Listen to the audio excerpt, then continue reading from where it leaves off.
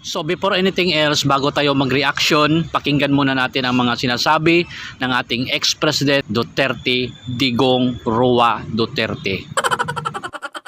Kung mga ulol kayo, itong demokrasya natin sa Pilipinas, palit-palit ito. Ang problema, pag nandiyan kayo nakapwesto, gusto na ninyo habang panahon hanggang apo ninyo sa demokrasya to. In order to, you want to stay in power. Hindi na ganun nga ang gobyerno, Andre. Ang gobyerno dapat palit-palit. Huwag mong suluhin, huy mga gago, kung mga ulol kayo, itong demokrasya natin sa Pilipinas, palit-palit ito. Ang problema, pag nandiyan kayo nakapwesto, gusto na ninyo habang panahon hanggang apo ninyo sa, alam mo, demokrasya to. In order to, you want to stay in power. Hindi na ganun nga ang gobyerno, Andre. Ang gobyerno dapat palit-palit. Huwag mong suluhin. Kaya nga may eleksyon para kung ayaw ng tao, mapalitan ka. So, with the Constitution, because it would mean only trouble for our country. I still hold faith with the president, honestly, kasi in my experience no, working with the former president, no, lahat gagawin niya. I mean, okay, pag lumapit ka sa kanya at humingi ka na ng tulong, no, nagsusumamo ka na.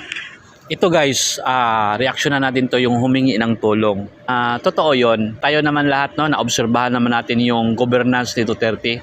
Ito guys no, ma-reaction na natin na maganda talaga yung treatment no, ng ating government noon.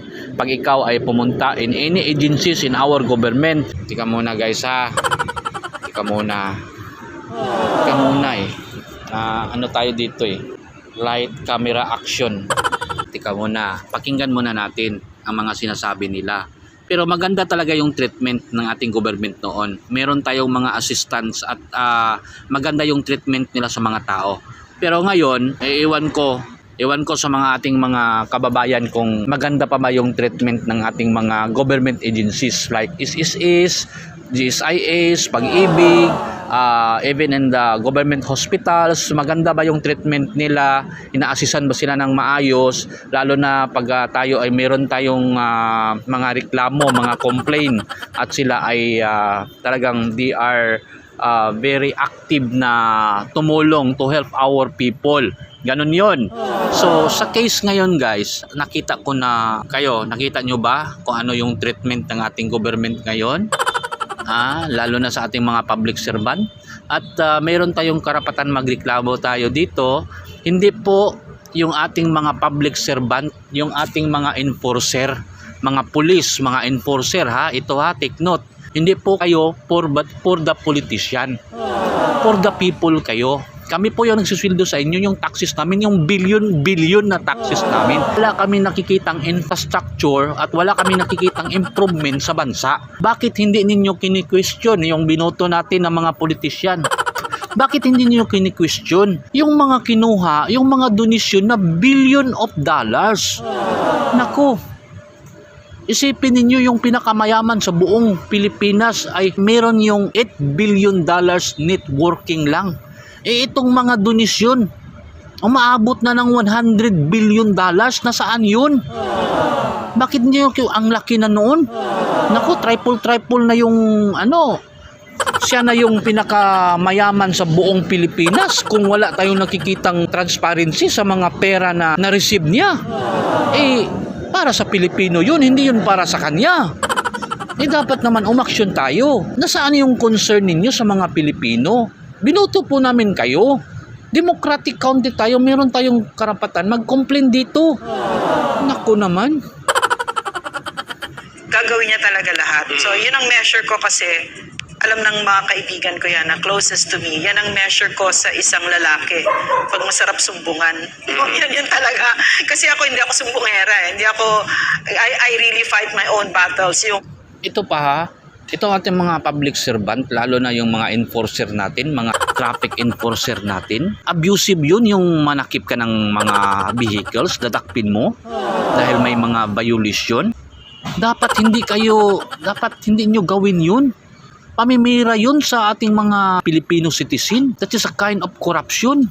Kasi nandyan yan sa batas na i-guide ng tama ating mga Filipino citizen, i-guide ng tama at hindi dadakpin, hindi ninyo isyuhan agad.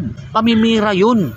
And that is a big violation for our politician and our government employees. Violation yun. Kasi hindi dapat dakpin. Nasaan yung be mindful for the welfare of the people. Hindi nyo naintindihan yung batas, yung democratic country natin? You are employed by the people. Kami po yung nagsusildo sa inyo. Tapos yan po yung ginagawa ninyo. That is the kind of abusing. Abuse yun. Baka hindi nyo alam. Ay malaking violation yun as a democratic country. Hindi kayo basta-basta dadakip ng mga Pilipino. No? Kung hindi ito nakita natin na talagang yung violation ay very heinous crime, hindi nagawang dakpin yung mga kriminal, dumadami yung mga adik, maraming pinapatay na mga babae. Nasaan yung concern ninyo? Nasaan yung integrity and dignity as a public service? Mga walang hiya kayo eh, mga putang ina kayo eh, kaya nagalit na si Digong. Gustong-gusto ko yung buntot ko, hila ko. Wala, hindi ako humihingi ng tulong kahit na kanino. No? So, I think the former president knows this about me. So that when I go to him, ibig sabihin said na ako and I really need your help. No? So, this is maybe where my faith in our president, Bongbong Marcos, comes from. No? Because I know what it means when you say president. Diba? President means a man of character and strength and the defender and protector of the oppressed, no? And definitely, SMNI is being oppressed right now. Wala man lang, I mean, the shame of not even giving us a reason for an indefinite suspension, di ba? I mean, wala man lang kahihiyan for that, no? So anyway, parang for me, if this, when this reaches the president, and we know it will reach his ears because they do monitor